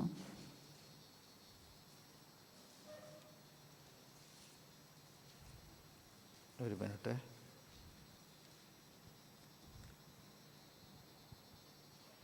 ഏഴും കൂടെ വായിക്കണം. ആകയാൽ നിങ്ങൾ ദൈവത്തിന് കീഴടങ്ങുവിൻ, പിശാചിനോട് എതിർത്ത് നിൽക്കുവിൻ, എന്നാൽ അവൻ നിങ്ങളെ വിട്ട് ഓടിപ്പോകും. കണ്ടോ? നമ്മൾ സാധാരണ ചെയ്യുന്നത് എങ്ങനെയാണെന്നറിയാമോ? പിശാചിന് കീഴടങ്ങും, ദൈവത്തോട് എതിർത്ത് നിൽക്കും. ഇങ്ങനെയാണ് നമ്മുടെ ഒരു ജീവിതശൈലി എന്ന് പറയുന്നത്. നമുക്ക് ഭയം ആരെയെന്നറിയോ? പിശാചിനെയാണ് അല്ലേ? പിശാചെന്ന് പറഞ്ഞു കഴിഞ്ഞാൽ പിന്നെ നമ്മളുള്ളൊരു വല്ലാത്ത ഭീതി ഉണ്ടാകും. ഇത് നമ്മുടെ ആത്മീയജീവിതത്തിൻ്റെ ഒരു നെഗറ്റീവായിട്ടുള്ള ഒരു ഫോർമേഷൻ്റെ ഭാഗമായിട്ട് ഉണ്ടാകുന്നത്. ദൈവത്തിന് നമ്മൾ കീഴ്പ്പെടുന്ന ഒരാൾക്ക് പിശാചിനോട് അതിൻ്റെ ഒന്നാം സ്റ്റെപ്പ് അങ്ങനെയാണ്. ദൈവത്തിന് കീഴ്പ്പെടുന്ന, ദൈവഹിതത്തിന് കീഴ്പ്പെടുന്ന ഒരാൾക്ക് പിശാചിനോട് എതിർത്ത് നിൽക്കുക എന്നുള്ളത് എളുപ്പമാണ്. എതിർത്ത് നിൽപ്പിൻ, എന്നാൽ അവൻ നിങ്ങളെ വിട്ടു ഓടിപ്പോകും. നിരന്തരമായി പിശാചിനോട് എതിർത്ത് നിൽക്കാൻ നമുക്ക് കഴിയണം. ദുഷ്ടനോട് എതിർത്ത് നിൽക്കാൻ കഴിയണം. നമ്മുടെ ജീവിതത്തെ സ്വാധീനിക്കാൻ അവൻ ശ്രമിച്ചുകൊണ്ടിരിക്കും. നമ്മുടെ ജീവിതത്തിനകത്ത് ഒരു കാലെങ്കിലും വയ്ക്കാൻ, ഒരു വിരലെങ്കിലും വെക്കാൻ പറ്റുമോ എന്ന് അവൻ ശ്രദ്ധിച്ചുകൊണ്ടേയിരിക്കും. അവൻ നിരന്തരമായി ശ്രമിച്ചുകൊണ്ടിരിക്കുന്ന ആളാണ്. നമ്മൾക്ക് അങ്ങനെയല്ല. നമ്മൾ ഒരു കാര്യത്തിലൊരു വിജയം കണ്ടെത്തിയാൽ പിന്നെ നമ്മൾ അലസരായി മാറും. അങ്ങനെ ആവാൻ പാടില്ല. നമ്മൾ നിരന്തരമായ യുദ്ധത്തിലാണെന്നുള്ള ബോധമുണ്ടാകണം. കർത്താവ് അതാ പറഞ്ഞ്, എൻ്റെ ശിഷ്യനാകാൻ ആഗ്രഹിക്കുന്നത് ഇരുന്ന് ചിന്തിക്കട്ടെ. എന്താ ചിന്തിക്കേണ്ടതെന്ന് അറിയാമോ? അവന് 20,000 പേരുമായി വരുന്ന ഒരു രാജാവിനോട് 10,000 പേരുമായി അല്ലേ പോരാടുന്ന ഒരു രാജാവിനെ പോലെ എനിക്ക് ജയിക്കാൻ കഴിയുമോ എന്ന് ചിന്തിക്കണം. ആ നിരന്തരമായ പോരാട്ടത്തിലാണ്, യുദ്ധത്തിൽ ഏർപ്പെടുകയാണെന്നുള്ള ബോധം നമുക്കുള്ളിലുണ്ടാകണം. അതുകൊണ്ട് ദൈവത്തിന് കീഴ്പ്പെടുകയും പിശാചിനെ എതിർത്ത് നിൽക്കുകയും ചെയ്യണം. നമ്മൾ വചനത്തിലുടനീളം കാണുന്നത് അങ്ങനെയാണ്. ദൈവത്തിന് കീഴ്പ്പെട്ട രാജാക്കന്മാരും ദൈവവൃത്തന്മാരും എല്ലായ്പ്പോഴും ജയിച്ചിട്ടുണ്ട്. അതുകൊണ്ട് പിശാചിട്ട് ഓടിപ്പോകണമെങ്കിൽ നമ്മൾ പിശാചിനോട് എതിർത്ത് നിൽക്കണം നിരന്തരമായി. അത് നിരത്തിൽ അവൻ്റെ എതിരുകളെ നമ്മൾ പോരടിച്ച് നിൽക്കാൻ നമുക്ക് കഴിയണം. അടുത്തത്, നമുക്ക് മറ്റാളുകളുമായിട്ട് നല്ലൊരു ബന്ധം നിലനിർത്താൻ നല്ല ഫെലോഷിപ്പ് കൂട്ടായ്മ ഉണ്ടാവണം. നമുക്കത് വായിക്കാം. എബ്രായ ലേഖനം 10-ാം അധ്യായം 24-25 വാക്യങ്ങൾ. എബ്രായ ലേഖനം 10-ാം അധ്യായം 24-25 വാക്യങ്ങൾ. ചിലർ ചെയ്യുന്നത് പോലെ നമ്മുടെ സഭായോഗങ്ങളെ ഉപേക്ഷിക്കാതെ തമ്മിൽ പ്രബോധിപ്പിച്ചുകൊണ്ട് സ്നേഹത്തിനും സൽപ്രവർത്തികൾക്കും ഉത്സാഹം വർദ്ധിപ്പാൻ അന്യോന്യം സൂക്ഷിച്ചു കൊള്ളുക. നാൾ സമീപിക്കുന്നുവെന്ന് കാണും തോറും അത് അധികമായി ചെയ്യേണ്ടതാകുന്നു. നമ്മൾ അധികമായി ചെയ്യേണ്ടുന്നൊരു കാര്യമാണ് സഭായോഗങ്ങൾ ഉപേക്ഷിക്കാതെ തമ്മിൽ പ്രബോധിപ്പിക്കുക, സ്നേഹത്തിന് സൽപ്രവർത്തിക്കും ഉത്സാഹം കാണിക്കുക, അന്യോന്യം നമ്മൾ പരസ്പരം ബന്ധം പുതുക്കുകയും വർദ്ധിപ്പിക്കുകയും ചെയ്യുക എന്നുള്ളത് ദൈവവചനത്തിൻ്റെ ഒരു വ്യവസ്ഥയാണ്. ആ കൂട്ടായ്മയിലാണ് നാം നിലനിൽക്കുന്നത്. എനിക്ക് വേണ്ടി നിങ്ങൾ പ്രാർത്ഥിക്കുമ്പോൾ, നിങ്ങൾ എനിക്ക് വേണ്ടി ഇൻ്റർസീഡ് ചെയ്യുമ്പോൾ, ഞാൻ നിങ്ങൾക്ക് വേണ്ടി ഇൻ്റർസീഡ് ചെയ്യുമ്പോൾ, അല്ലെങ്കിൽ നിങ്ങൾക്ക് വേണ്ടി മധ്യസ്ഥ അണയ്ക്കുമ്പോൾ, അതിന് ദൈവസന്നിധിയിൽ വളരെയേറെ അർത്ഥതലങ്ങളുണ്ട്. ഞാൻ എനിക്ക് വേണ്ടി പ്രാർത്ഥിക്കുന്നതിലും പ്രാധാന്യമുള്ളതാണ് നിങ്ങൾക്ക് വേണ്ടി പ്രാർത്ഥിക്കുന്നതിന്. അത് ഈ ഫെലോഷിപ്പിനകത്ത് നടക്കുന്നത്. എനിക്ക് നിങ്ങളും ഞാനും തമ്മിൽ ബന്ധത്തിനകത്ത് ഈ ഇൻ്റർസെഷൻ എന്ന് പറഞ്ഞ സംഭവം ഉണ്ടായി വരുള്ളൂ. എനിക്ക് നിങ്ങൾക്ക് തമ്മിൽ നല്ല ബന്ധമുണ്ടെങ്കിൽ നിങ്ങൾക്കൊരു ദോഷം വരുമ്പോൾ എൻ്റെ ഉള്ളിൽ നോവുണ്ടാവില്ല. എനിക്കൊരു ദോഷം വന്നാൽ നിങ്ങളെ നോവിപ്പിക്കില്ല. നമ്മുടെ നോവിൽ നിന്നാണ് യഥാർത്ഥത്തിൽ നല്ലൊരു ഇൻ്റർസെഷൻ ഉണ്ടായി വരിക. നമ്മുടെ ഭാരത്തിൽ നിന്നാണ്, നമ്മുടെ ഉള്ളിലുണ്ടാകുന്ന ഭാരത്തിൽ നല്ല ഇൻ്റർസെഷൻ ഉണ്ടാകത്തുള്ളൂ. അതുണ്ടാണെങ്കിൽ നമ്മൾ നല്ല റിലേഷൻഷിപ്പുകൾ, ബന്ധങ്ങളുണ്ടായി വരണം എന്നുള്ളത് വളരെ പ്രധാനമാണ്. നല്ല ബന്ധങ്ങളില്ലാത്തവരുടെ കാലം എന്തുണ്ടാവില്ല? നല്ല ഇൻ്റർസെഷൻ ഉണ്ടാവില്ല. മാത്രമല്ല, ഞാൻ എനിക്ക് വേണ്ടി പ്രാർത്ഥിക്കുന്നതിന് എപ്പോഴും ദൈവഹിതത്തിന് വേണ്ടി ചോദിക്കാൻ എനിക്ക് നിർബന്ധിതനാണ് ഞാൻ. കർത്താവേ, നിൻ്റെ ഹിതം എന്നിൽ നടക്കണം, എൻ്റെ ആവശ്യം ഇതാണ്. പക്ഷേ ഞാൻ പാസ്റ്റർക്ക് വേണ്ടി പ്രാർത്ഥിക്കുമ്പോൾ എനിക്ക് എൻ്റെ ആവശ്യമില്ല. കർത്താവേ, അദ്ദേഹത്തിന് അത് ചെയ്തു കൊടുക്കണമെന്ന് എനിക്ക് ഉറപ്പായിട്ട് പറയാൻ കഴിയും. മനസ്സിലാവേണ്ട വ്യത്യാസം മനസ്സിലായോ? എനിക്കതിനകത്ത് ആഴത്തിൽ ആവശ്യപ്പെടാൻ കഴിയും. എനിക്ക് വേണ്ടി ചോദിക്കുന്നതിനേക്കാളും കൂടുതൽ ആഴത്തിൽ മറ്റൊരാൾക്ക് വേണ്ടി ഇൻ്റർസീഡ് ചെയ്യുവാൻ എനിക്ക് കഴിയും. അതുകൊണ്ട് ഇതെല്ലാം ഉണ്ടാകണമെങ്കിൽ നമ്മൾ പരസ്പരം അറിയുകയും പരസ്പരം ബന്ധങ്ങൾ എപ്പോഴും നിലനിർത്തുകയും ചെയ്യണം. എൻ്റെ ജീവിതത്തിനകത്ത് ശത്രു അയക്കുന്ന പോരാട്ടങ്ങളെ ഒരു പക്ഷേ ഞാൻ തന്നെ നിന്ന് ജയിക്കാൻ പറ്റത്തില്ല. എനിക്കൊപ്പം നിങ്ങളുണ്ടാവണം, നിങ്ങളുടെ പ്രാർത്ഥനകളുണ്ടാകണം. അതുകൊണ്ടാണ് പ്രാർത്ഥിക്കണം എന്നൊക്കെ നമ്മൾ ഈ പറയുന്നത്. ആ പ്രാർത്ഥനകളിലാണ് നമ്മൾ പിശാചിന് ജയിക്കാനോ ഒറ്റയ്ക്കല്ല കഴിയുന്നത്. ഈ യുദ്ധമായതുകൊണ്ട് നാം ഒരുമിച്ചാണ് അത് ചെയ്യേണ്ടത്. അടുത്തത്, ആത്മാവിൻ്റെ ഫലത്തെപ്പറ്റി നമുക്കറിയാം. ഗലാത്യ ലേഖനം 5:22 ഒന്ന് വായിച്ചാലും.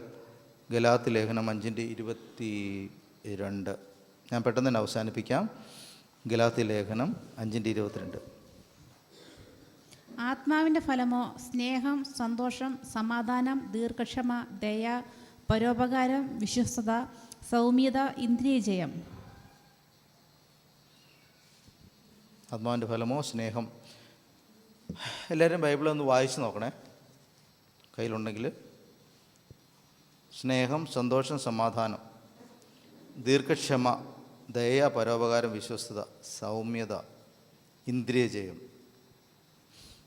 ഈ വകയ്ക്ക് വിരോധമായി ന്യായപ്രമാണമില്ല എന്ന് വചനം പറയുന്നു. നോക്കിക്കേ, ആത്മാവിൻ്റെ ഫലത്തെപ്പറ്റിയുള്ള ആ അറിവ് നമുക്ക് യഥാർത്ഥത്തിൽ ഈ കാര്യങ്ങളൊക്കെ മനസ്സിലാവുന്നുണ്ടോ? ഇതൊക്കെ നമ്മുടെ ജീവിതത്തിൽ നമുക്ക് ഈ ഫലത്തെ പുറപ്പെടുവിക്കാൻ നമ്മൾ ശ്രമിക്കുന്നുണ്ടോ? നമ്മൾ ആഗ്രഹിക്കുന്നുണ്ടോ? കർത്താവേ, ഇതൊക്കെ എൻ്റെ ജീവിതത്തിൽ കാണും. സന്തോഷവും സമാധാനവും സ്വസ്ഥതയും എന്തൊക്കെയാണ്? ദീർഘക്ഷമയുള്ള, ദയയുള്ള, പരോപകാരമുള്ള, വിശ്വസ്തതയുള്ള, സൗമ്യതയുള്ള മനുഷ്യനായിട്ട് ഞാൻ മാറണമെന്നൊക്കെ നമ്മൾ ആഗ്രഹിക്കുന്നുണ്ടോ? വളരെ പ്രധാനപ്പെട്ടതാണ് ആത്മീയ ജീവിതത്തിനകത്തും ആത്മീയ യുദ്ധത്തിനകത്തും. നമ്മുടെ ജീവിതത്തിനകത്ത് പിശാച് കൈ കടത്താതിരിക്കണമെങ്കിൽ ഇത്തരം കാര്യങ്ങളെപ്പറ്റി നമുക്ക് നല്ല ധാരണ ഉണ്ടായിരിക്കണം. അത് വളരെ പ്രധാനപ്പെട്ടതാണ്. അതുകൊണ്ട് ദൈവമക്കളെ, നമുക്ക് പ്രധാനമാണ് ആത്മാവിൻ്റെ ഫലം പുറപ്പെടുവിക്കുക എന്ന് പറയുന്നത്.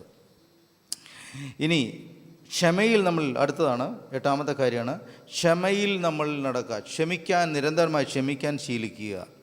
വാക്ക് കണ്ടിന്യൂസ്ലി ഇൻ ഫോർഗിവ്നെസ്. നിരന്തരമായി ക്ഷമിക്കാൻ ശീലിക്കുക. കൊലോസി ലേഖനം 3:12-13 വരെയുള്ള വാക്യങ്ങൾ. കൊലോസി ലേഖനം 3:12-13 വരെയുള്ള വാക്യങ്ങൾ. കൊലോസി ലേഖനം 3:12-13 വരെയുള്ള വാക്യങ്ങൾ. അതുകൊണ്ട് ദൈവത്തിൻ്റെ വൃദ്ധന്മാരും വിശുദ്ധന്മാരും പ്രിയന്മാരുമായി മനസ്സലിവ്, ദയ, താഴ്മ, സൗമ്യത, ദീർഘക്ഷമ എന്നിവ ധരിച്ചുകൊണ്ട് അന്യോന്യം പൊറുക്കുകയും ഒരുവനോടൊരുവന് വഴക്കുണ്ടായാൽ തമ്മിൽ ക്ഷമിക്കുകയും ചെയ്യുവിൻ. കർത്താവ് നിങ്ങളോട് ക്ഷമിച്ചതുപോലെ നിങ്ങളും ചെയ്യുവിൻ. എല്ലാറ്റിനും മീതെ സമ്പൂർണ്ണതയുടെ ബന്ധമായ സ്നേഹം ധരിക്കുവിൻ. മതി മതി മതി നോക്കിക്കേ, ക്ഷമയെപ്പറ്റി വളരെ ആഴത്തിലൊരു കാര്യം പറയും. യേശു തന്നെ പറഞ്ഞിട്ടുണ്ട് 70 വട്ടം ക്ഷമിക്കണമെന്ന്. ക്ഷമയെപ്പറ്റിയുള്ള ഒരു വലിയ ആഴമേറിയ പഠിപ്പിക്കൽ കർത്താവിൻ്റെ. ക്ഷമ എന്ന് പറഞ്ഞാൽ ആഴത്തിൽ പഠിക്കേണ്ട കാര്യമാണെന്ന് എനിക്ക് തോന്നുന്നു. പക്ഷേ ഒരു പ്രശ്നം എന്ന് പറയുന്നത്, മിക്കവാറും ഞാൻ കണ്ടിട്ടുള്ളത്, ക്ഷമിക്കൽ എന്ന് പറയുന്നത് ഒരു ഭാഗത്ത് ഒരാൾ ക്ഷമിക്കാനും മറ്റാളെ ക്ഷമിപ്പിക്കാനും ഉള്ള ഒരു ശ്രമം. നിങ്ങളുടെ ബന്ധങ്ങളെ നിങ്ങൾ ശ്രദ്ധിച്ചാൽ നിങ്ങൾക്ക് മനസ്സിലാവും. നിങ്ങളുടെ ബന്ധങ്ങളെ പരിശ്രമിച്ച് നോക്കിക്കോ. ക്ഷമിക്കേണ്ട ആൾ നിരന്തരം ക്ഷമിക്കാൻ നിർബന്ധിതനാകുകയും അയാളെ ക്ഷമിപ്പിക്കാനായിട്ട് മറ്റൊരാൾ നിരന്തരമായി ശ്രമിച്ചുകൊണ്ടിരിക്കുകയും ചെയ്യുന്ന ഒരു കാര്യമുണ്ടാവും. അത് നിങ്ങൾ പല ബന്ധങ്ങളെയും ഒന്ന് പരിശോധിച്ചാൽ നിങ്ങൾക്ക് പിടികിട്ടും. ഞാൻ ഒത്തിരി കാര്യങ്ങളിൽ ഞാൻ ശ്രമിച്ചിട്ടുണ്ട്. ക്ഷമിക്കുക എന്ന് പറയുന്നത് ഒരാളുടെ മാത്രം ബാധ്യതയാകുകയും മറ്റേയാൾ ഇയാളെ ക്ഷമിക്കാൻ നിരന്തരമായി നിർബന്ധിക്കുകയും ചെയ്യുന്ന ഒരു പ്രക്രിയ. നിങ്ങൾ പല ബന്ധങ്ങളെയും നിങ്ങളുമായിട്ട് ബന്ധങ്ങൾ ശ്രദ്ധിച്ചാൽ മതിയാവും. ക്ഷമിക്കൽ എന്ന് പറയുന്നത് വൺ സൈഡ് ആയാൽ അതിനകത്ത് വിജയം ഉണ്ടാകുകയില്ല ഒരു കാരണവശാലും, പ്രാക്ടിക്കലി സ്പീക്കിംഗ്. അതാണ് അതിൻ്റെ ഒരു പ്രായോഗിക പ്രശ്നം. അതുകൊണ്ട് ക്ഷമിക്കുക എന്ന് പറയുന്നത് വളരെ പ്രധാനപ്പെട്ടതാണുമ്പോൾ തന്നെ തമ്മിൽ ക്ഷമിക്കുക എന്നുള്ള വാക്കുണ്ടോ? ശ്രദ്ധിച്ച് നോക്കി 13-നകത്ത്. അതുകൊണ്ട് ഒരുവന് വഴക്കുണ്ടായാൽ തമ്മിൽ ക്ഷമിക്കുകയും ചെയ്യുവിൻ. അത് പ്രധാനമാണ്. നമുക്കിതൊരു മ്യൂച്വാലിറ്റിയാണ്. ഒരാൾ ക്ഷമിക്കാൻ തയ്യാറായതുകൊണ്ട് നിരന്തരമായി നിന്നെക്കൊണ്ട് ഞാൻ ക്ഷമിപ്പിക്കുകയുള്ളൂ. എനിക്ക് അറിയാവുന്ന ഒരാളുണ്ട്. അദ്ദേഹം ഇങ്ങനെ പറയുന്നുണ്ട്, നമ്മുടെ കയ്യിൽ ചാക്ക് കണക്കിന് ക്ഷമയുണ്ട്, നമ്മളൊരു ക്ഷമ അങ്ങ് ചോദിക്കുമെന്ന് പറഞ്ഞ പോലെ. എന്ത് ചെയ്തിട്ട് ഒരു ക്ഷമ ചോദിച്ചങ്ങ് സെറ്റ് ചെയ്യുന്ന ആൾക്കാരെ ശ്രദ്ധിച്ചിട്ടുണ്ടോ? അപ്പോൾ കേൾക്കുന്ന ആളെന്ത് ചെയ്യണം? ക്ഷമിക്കേണ്ടി വരും. ഇതൊന്നുമല്ല അതിൻ്റെ അർത്ഥമെന്ന് പറയുന്നത്. ഇതൊരു പ്രായമുള്ള ഒരാൾ പറഞ്ഞതാണ്, എൻ്റെ കയ്യിൽ ചാക്ക് കണക്കിന് ക്ഷമ ഉണ്ട്, ഒരു ക്ഷമ ഞാനങ്ങ് ചോദിക്കും. അപ്പോൾ ക്ഷമ ചോദിക്കൽ അദ്ദേഹത്തിനൊരു പുത്തിരിയല്ല. എന്ത് ചെയ്തിട്ടും ക്ഷമ ചോദിച്ചാൽ സെറ്റിലാവുമെന്ന് പുള്ളി വിചാരിക്കുന്നു. കാരണം മറ്റേയാൾ നിർബന്ധിതനാവുന്നു വചനപ്രകാരം. അങ്ങനെയൊന്നും അല്ല കാര്യങ്ങളെ കാണേണ്ടത്. ക്ഷമിക്കുക എന്ന് പറയുന്നൊരു മ്യൂച്വാലിറ്റിയാണ്. ഒരാൾ ക്ഷമിക്കുമ്പോൾ അത് അയാളുടെ ജെൻറ്റിൽനെസ്സും ആത്മാവിൻ്റെ ഫലവുമാണ് തിരിച്ചറിയാൻ മറ്റേയാൾക്കും കഴിയണം. അങ്ങനെയാണ് നമ്മളെ ക്ഷമയെ ബാലൻസ് ചെയ്താണ് കാണേണ്ടത്. അത് എല്ലായിടത്തും ക്ഷമിക്കുവാനും വിട്ടുകളയുവാനും മറികടക്കുവാനും നമുക്ക് കഴിയണം. ആത്മീയ ജീവിതത്തിൽ വളരാൻ അത് പ്രധാനപ്പെട്ടതാണ്. ഇനി ദൈവത്തെ എല്ലാ സാഹചര്യങ്ങളും സ്തുതിക്കാൻ കഴിയണം. സങ്കീർത്തനം 34:1 വായിക്കാമോ? Praise God in all circumstances.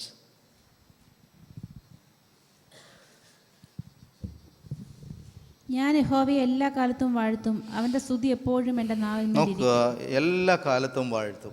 കാലങ്ങൾ വ്യത്യസ്തമാണ് നമ്മുടെ ജീവിതത്തിലും കടന്നു പോകുന്നത്. പ്രതികൂലങ്ങളുടെ, പ്രതിസന്ധികളുടെ, നിരാശകളുടെ കാലങ്ങൾ ഉണ്ടായിക്കൊണ്ടേയിരിക്കും. ഈ കാലത്തൊക്കെ നമ്മൾ എങ്ങനെയാണ് പ്രതികരിക്കുന്നത്? ദൈവത്തോടുള്ള നമ്മുടെ റിലേഷൻഷിപ്പ് എങ്ങനെയായിരിക്കും? സങ്കീർത്തനകാരൻ പറയുന്നു, എല്ലാ കാലത്തും ഞാൻ സ്തുതിക്കും. എനിക്കും ദാവീദിൻ്റെ സങ്കീർത്തനമായിരിക്കണം, അത് 50-ൻ്റെ താഴെയല്ലേ, ദാവീദിൻ്റെ സങ്കീർത്തനമായിരിക്കണം. ദാവീദിൻ്റെ ജീവിതത്തിൽ ഉടനീളം ഇങ്ങനെയൊക്കെയാണ്. ആ രാജാവായി ഇരിക്കുമ്പോൾ പോലും സ്വസ്ഥത കിട്ടാത്തൊരു മനുഷ്യനാണ്. നമ്മൾ എപ്പോഴെപ്പോഴും പറയുന്നുണ്ടെങ്കിലും പ്രതിസന്ധികളുടെ, പ്രശ്നങ്ങളുടെ നിരന്തരമായി യാത്ര ചെയ്ത ഒരു മനുഷ്യനാണ് ദാവീദ്. അപ്പോൾ ദാവീദ് പറയുകയാണ്, എല്ലാ കാലത്തും, നല്ലതാണെങ്കിലും ദോഷമാണെങ്കിലും ചീത്തയാണെങ്കിലും അനുഗ്രഹമാണെങ്കിലും സങ്കടമാണെങ്കിലും ഞാൻ എല്ലാ കാലത്തും ദൈവത്തെ സ്തുതിക്കും. ഇതൊരു ഒരു വലിയ പാഠമാണ്. നമുക്ക് പെട്ടെന്ന് അങ്ങനെ ഉൾക്കൊള്ളാൻ പറ്റില്ല. കാരണം നമുക്ക് സങ്കടം വരുമ്പോൾ പെറുപിറുക്കാനും എതിർത്ത് പറയാനും തള്ളിക്കളയാനും നമ്മൾ ശീലിച്ചേക്കുന്നത്. പക്ഷേ ഇവിടെ അങ്ങനെയല്ല. എല്ലാ കാലത്തും എൻ്റെ പരാജയത്തിൻ്റെ കാലത്തും ദോഷങ്ങളുടെ കാലത്തും നിന്ദയുടെ കാലത്തും ഞാൻ ദൈവത്തിന് സ്തുതി കരയറ്റും. കാരണം ദൈവത്തിന് ഇതിനെല്ലാം മാറ്റാൻ കഴിയുമെന്ന് ആര് വിശ്വസിക്കുന്നു? ഒരു ഭക്തൻ വിശ്വസിക്കുന്നു, ഒരു ദൈവവേദൽ വിശ്വസിക്കുന്നു. ഏത് സ്ഥിതിക്കും മാറ്റം വരുത്താൻ കഴിയും. അതുകൊണ്ട് പിശാചിന് നമ്മൾ കീഴ്പ്പെടുത്താൻ കഴിയില്ല. നമ്മുടെ ജീവിതത്തിൽ നിരാശയിട്ടോ ഒരു പരാജയം കൊണ്ടെന്നോ പിശാചിന് നമ്മൾ ജയിക്കാൻ കഴിയില്ല. അവൻ്റെ പ്രവൃത്തികളെ ജയിക്കാനായിട്ട് നമ്മൾ നിരന്തരമായിട്ട് ദൈവത്തെ എല്ലാ കാലത്തും സ്തുതിക്കുന്ന മനുഷ്യരായിട്ട് നമ്മൾ മാറണം. 10ാമത്തെ കാര്യം, കൃത്യമായ ശരിയായ കൂട്ടുകെട്ടുകളെ ഉണ്ടാക്കിയെടുക്കുക. നോക്കുക, പ്രൊവേർബ്സ് എങ്ങനെയാണ് ശരിയായ കൂട്ടുകെട്ട് ഉണ്ടാകുക? പ്രൊവേർബ്സ്, അതായത് സദൃശവാക്യങ്ങൾ 13:20-22 വാക്യങ്ങൾ വായിച്ചേ.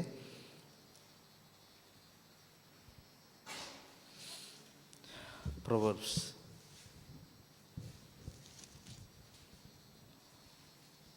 13:20-22 വാക്യങ്ങൾ. ജ്ഞാനികളോടുകൂടെ നടക്കുക, നീയും ജ്ഞാനിയാകും. ഭോഷന്മാർക്ക് കൂട്ടാളിയായവനോ വ്യസനിക്കേണ്ടി വരും. ദോഷം പാപികളെ പിന്തുടരുന്നു, നീതിമാന്മാർക്കോ നന്മ പ്രതിഫലമായി വരും. മതി. നമുക്ക് കൂട്ടുകൂടേണ്ടത് ആരോടാണെന്ന് നമുക്കൊരു ബോധ്യം ഉണ്ടായിരിക്കണം. ആരായിരിക്കണം എൻ്റെ ഫ്രണ്ടെന്ന് എനിക്കൊരു ബോധ്യം ഉണ്ടായിരിക്കണം. അത് നമ്മുടെ കയ്യിൽ കൃത്യമായിട്ടുണ്ടാകേണ്ട. ഇനി അടുത്തൊരു വാക്യം, 1-ാം സങ്കീർത്തനം 1-2 വാക്യങ്ങൾ നമുക്കറിയാമല്ലോ. ദുഷ്ടന്മാരുടെ ആലോചന പ്രകാരം നടക്കാതെ പാപികളുടെ വഴിയിൽ. ഇപ്പം നമ്മൾ ആരിൽ നിന്നാണ് ആലോചന സ്വീകരിക്കേണ്ടത്? ആരോപ്പമാണ് സഞ്ചരിക്കേണ്ടത്? ആരുടെ കൂടെയാണ് ഇരിക്കേണ്ടതെന്നൊരു ബോധം ഒരു ആത്മീയ ജീവിതത്തിൽ വളരുന്ന വ്യക്തിക്ക് ഉണ്ടായിരിക്കണം. അത് വളരെ പ്രധാനപ്പെട്ട കാര്യമാണ്. നമുക്ക് വളരാൻ ആഗ്രഹമുണ്ടെങ്കിൽ നമ്മളൊന്ന് റീസ്ട്രക്ചർ ചെയ്യണം നമ്മുടെ കൂട്ടുകളെ, നമ്മളെ ബന്ധങ്ങളെ. നമ്മൾ സംസാരിക്കുന്നവരെയൊക്കെ നമ്മൾ മാറ്റണം. എനിക്ക് കൃത്യമായിട്ട് ഞാൻ പലപ്പോഴും പറഞ്ഞ ഞാൻ എൻ്റെ ആദ്യ കരിയർ ആരംഭിക്കുന്ന മ്യൂസിക് ഫീൽഡില്ല, സെക്കുലർ.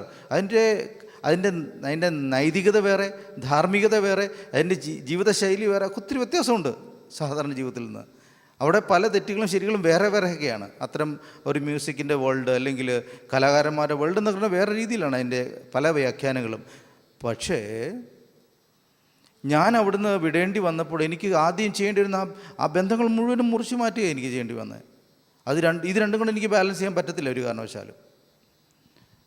അതുപോലെ മറ്റ് ഞാൻ പോയി പല സ്ട്രീമുകളുടെയും ബന്ധങ്ങളെ എനിക്ക് മുറിച്ച് കളയേണ്ടി വന്നിട്ടുണ്ട്. എന്നിട്ട് പുതിയ ബന്ധങ്ങളെ, പുതിയ സുഹൃത്തുക്കളെ ഉണ്ടാക്കേണ്ടി വന്നിട്ടുണ്ട്. ഞാൻ എപ്പോഴും ഓർത്തിട്ടുണ്ട്, ഞാൻ ഭയങ്കര ദേഷ്യമുള്ള ആളായിരുന്നു, ഭയങ്കരമായിട്ട് ദേഷ്യപ്പെടുന്ന ഒരാളായിരുന്നു. ഇപ്പോഴും ഇല്ലയെന്നല്ല ഞാൻ പറയുന്നത്, ഭയങ്കരമായി ദേഷ്യം വരുന്ന ഒരാളായിരുന്നു. ആ ദേഷ്യത്തിൽ നിന്ന് മറികടക്കാൻ ഞാൻ സ്വീകരിച്ച സമീപനം, വളരെ സൗമ്യനായൊരു കൂട്ടുകാരനെ എനിക്ക് ഈ കോളേജിൽ പഠിക്കുമ്പോൾ ഉണ്ടായിരുന്നു, സെമിനാരി പഠിക്കുമ്പോൾ. ഞാൻ പർപ്പസ്ഫുള്ളി അദ്ദേഹവുമായിട്ട് എപ്പോഴും കഴിയുന്നത്ര സമയം ചെലവഴിക്കുമായിരുന്നു. അദ്ദേഹം എങ്ങനെയാണ് ഓരോ പ്രശ്നങ്ങളെ എങ്ങനെയാണ് നേരിടുന്നത് ഞാൻ കാണുമായിരുന്നു. എൻ്റെ ദേഷ്യങ്ങളിലൂടെ അദ്ദേഹം പ്രതികരിക്കുന്ന കാണുമ്പോൾ ഞാൻ ഓട്ടോമാറ്റിക്കലി തണുക്കുമായിരുന്നു. നമുക്ക് തീരുമാനം ഉണ്ടാവണം നമ്മളെ മാറ്റണമെന്ന്. അല്ല, വേറെ ആൾക്ക് നമ്മളെ മാറ്റാനൊന്നും കഴിയത്തില്ല. നമുക്ക് തീരുമാനം ഉണ്ടാകണം, നമ്മളെ മാറ്റിയേ പറ്റൂ. ഇല്ലെങ്കിൽ നമ്മുടെ ജീവിതത്തിനകത്ത് നമുക്ക് പരാജയങ്ങൾ നേരിടും, നമ്മൾ തിരിച്ചറിയണം. അപ്പോൾ ഞാൻ പർപ്പസ്ഫുള്ളി ആയിരുന്നു എൻ്റെ കൂട്ടുകളെ തീരുമാനിക്കുക. അതുകൊണ്ട് നമുക്ക് ഒരു ഉദാഹരണം കാണാം. ഈ മറിയ ഒരു വലിയ ദൈവവെളിപ്പാട് പ്രാപിച്ചു. എന്താണെന്നറിയാമോ? നിനക്ക് പരിശുദ്ധാത്മാവിലൊരു സന്തതി ഉണ്ടാവും, അത് ലോകത്തിൻ്റെ രക്ഷകനായിരിക്കും എന്നൊക്കെ പറഞ്ഞൊരു വലിയ വെളിപ്പാട്. ആ വെളിപ്പാടും കൊണ്ട് പുള്ളിക്കാരത്തി ആദ്യം ഓടിയത് ആരുടെ അടുത്തേക്കാണ്? എലിസബത്തിൻ്റെ അടുത്തേക്കാണ്. എന്താ അതിൻ്റെ കാരണം? ഈ വെളിപ്പാട് മനസ്സിലാകുന്ന ആളുടെ അടുത്തേക്ക് പറഞ്ഞിട്ട് കാര്യമുള്ളൂ. അപ്പം നമുക്ക് കിട്ടിയിരിക്കുന്ന ദൈവിക വെളിപ്പാടുകളും ദൈവിക ജ്ഞാനവും ദൈവിക അനുഭവങ്ങളൊക്കെ മനസ്സിലാകുന്നവരോട് പറഞ്ഞിട്ടേ കാര്യമുള്ളൂ. എല്ലാത്തിനോട് പറഞ്ഞിട്ട് വെറുതെ എന്തിനാണ് നശിപ്പിച്ച് കളയുന്നത്? നമുക്ക് സംസാരിക്കാൻ പറ്റുന്ന ആളുകളോടെ നമുക്ക് സംസാരിച്ചിട്ട് കാര്യമുള്ളൂ. നമ്മളുടെ ആത്മീയ ബോധങ്ങളുമായിട്ട് ബന്ധപ്പെടുന്നവരോടെ നമുക്ക് കണക്ട് ചെയ്യാൻ പറ്റത്തുള്ളൂ. അല്ലാതെ പോയാൽ നമ്മൾ ഉള്ള ആത്മീയ ജ്ഞാനത്തിൽ നമ്മൾ താഴേക്ക് പോവുകയും നമ്മൾ കൂടുതൽ മോശമാവുകയും, പണ്ടത്തേൻ്റെ പിന്നത്തെ വായിച്ച് ഓർക്കുന്നുണ്ടല്ലോ, രക്ഷിക്കപ്പെട്ട് വന്നില്ല, അതിൻ്റെ പുറകിൽ പോകും നമ്മൾ, അതിലും മോശമായി പോകും. അപ്പോൾ അതുകൊണ്ടാണ് നമ്മൾ പലപ്പോഴും പല ആളുകൾ കാണുമ്പോൾ നമ്മൾ ചോദിക്കാറില്ലേ, ഇവർ രക്ഷിക്കപ്പെട്ടാണല്ലോ, ഇവർ ഇന്ന ഗ്രൂപ്പിൽ പെട്ടതാണല്ലോ, ഇന്ന ആത്മീയ ചർച്ചിൽ പെട്ടതാണല്ലോ എന്നൊക്കെ നമ്മൾ ചോദിക്കും. ഇവർക്ക് മാറ്റമൊന്നുമില്ലല്ലോ, ഇങ്ങനെയൊക്കെ ആയിരിക്കും നമ്മൾ പറയാറില്ലേ? എന്താ കാരണം എന്നറിയാമോ? ഒരിക്കലായി രക്ഷിക്കപ്പെട്ടതാണ്, ഒരിക്കലായി കൃപയിലേക്ക് വന്നതാണ്, ഒരിക്കലായി ദൈവിക സമാധാനം അനുഭവിച്ചവരാണ്. പറ്റിയതെന്താണെന്നറിയാമോ? ക്രിസ്തുവിൽ നിരന്തരം വളരേണ്ടത് എങ്ങനെയാണെന്നും എങ്ങനെയാണ് ബിൽഡ് ചെയ്യണമെന്നും പലപ്പോഴും അറിഞ്ഞില്ല. അതുകൊണ്ട് എന്ത് സംഭവിച്ചു? നമ്മുടെ ജീവിതത്തിനകത്ത് പിശാച് 1 by 1 ആയിട്ട് അവൻ്റെ താല്പര്യങ്ങളെ സംരക്ഷിച്ചു. പണ്ടത്തേലും മോശമായ ജീവിത രീതിയിലേക്ക് പലരും പോയി. നമ്മൾ കണ്ടിട്ടില്ലേ? നമ്മൾ പലപ്പോഴും കുറ്റം പറഞ്ഞിട്ടില്ലേ? പലപ്പോഴും പലരുടെ ജീവിതത്തെ നോക്കി നമ്മൾ പറഞ്ഞില്ല, അവർ വിശ്വാസികളാണല്ലോ, അവർ അതാണല്ലോ, ഇതാണല്ലോ, അവർക്ക് ഇതുണ്ടല്ലോ, ഇങ്ങനെയൊക്കെ നമ്മൾ പറഞ്ഞിട്ടില്ലേ? പേരൊക്കെ എടുത്ത് പറഞ്ഞിട്ടില്ലേ? ഇന്ന ഗ്രൂപ്പിൽ പെട്ടാന്നൊക്കെ നമ്മൾ പറഞ്ഞിട്ടില്ലേ? അവരെന്നെ ഇങ്ങനെ പെരുമാറുമെന്ന് നമുക്ക് തോന്നിയിട്ടില്ലേ? ഇത് നമുക്ക് സംഭവിക്കും. ഒറ്റ കാരണമുള്ളൂ, ക്രിസ്തുവിൽ നിരന്തരമായി വളരാതിരുന്നാൽ കുറച്ചുകൂടെ കഴിയുമ്പോൾ നമ്മളിത് തന്നെയാണ്. പണ്ടത്തെ മുമ്പത്തേക്കാളും മോശമായി മാറും നമ്മുടെ അവസ്ഥ. അപ്പോൾ രക്ഷിക്കപ്പെട്ട കാലത്തെക്കാളും മെച്ചപ്പെട്ട ജീവിതം, ആത്മീയ ജീവിതം ഉണ്ടാകണമെങ്കിൽ നമുക്ക് എന്തുണ്ടാകണം? നമ്മൾ കർത്താവിൻ്റെ ഒപ്പം നിരന്തരമായി സഞ്ചരിക്കാൻ, വചനത്തോടൊപ്പം സഞ്ചരിക്കാൻ, ആത്മാവിൽ സഞ്ചരിക്കുവാൻ, ആത്മാവിനെ അനുസരിക്കാൻ, നല്ല ബന്ധങ്ങൾ ഉണ്ടാകാൻ, നല്ല ആത്മീയ ജീവിതത്തിൽ വളരാൻ ഒക്കെ നമുക്ക് സഹായിക്കണം. പിശാചിൻ്റെ തന്ത്രങ്ങളെ അറിയാത്തതല്ല, നമ്മൾ അതിനെ എതിർത്ത് നിൽപ്പാൻ കഴിയണം. ഇന്ന് പകൽക്കാലം ഞാൻ ഈ പറയുന്ന വചനങ്ങൾ വളരെ ശാന്തമായി നിങ്ങളോട് പറഞ്ഞതിൻ്റെ കാരണം ഇത് മനസ്സിലാക്കണം. ആത്മീയത്തിൽ വളരുകയും നമ്മളെ തന്നെ ബിൽഡ് ചെയ്യുന്ന പ്രക്രിയയിൽ കർത്താവിന് നമ്മളെ വളർത്തണമെന്നുണ്ട്. പക്ഷെ നമ്മൾ വളരാൻ താല്പര്യമില്ലെങ്കിലോ, നമുക്കത് മനസ്സിലാവുന്നില്ലെങ്കിലോ, ഇന്ന് പകൽക്കാലം തീരുമാനം, കർത്താവ് എൻ്റെ ജീവിതത്തിൻ്റെ സെൻറ്റർ നീയാണ്.